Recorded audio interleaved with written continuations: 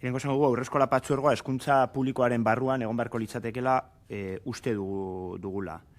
Eusko Jaurlaritza kudeatuta eta egungo eredu gerentziala bertan bera geratu beharko litzatekeela. Gaur egun gerentea dago, kuota handiak gaude, Arianek esan duen bezala, administrazioa kudeatzen den zerbitzu publiko bat da, baina gu nahiko genuken publikotasun eredutik oso urruti dago. Kudeaketa gehiago erantzuten dio kudeaketa eredu pribatu bati.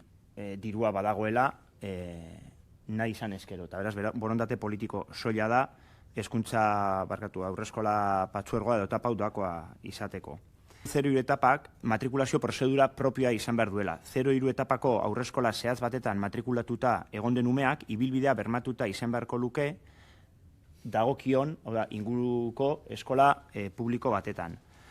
Aukera hori egiten ez duten familiek ere, umea etxean izatea erakiko luketen familiek ere ez lukete kalterik jasan behar beraien aukeraketan eta 0-3 etapan beraien umea matrikulatu ahal izan beharko lukete. Hezkuntza legean etapa honek trataera propioa, berezia eta garbia izan beharko luke. 0-3 etapa osoak zatikatu gabe, 0-2 eta gero 3 urteko gelak, eta noski zerbitzu publikoa ardatz izan da.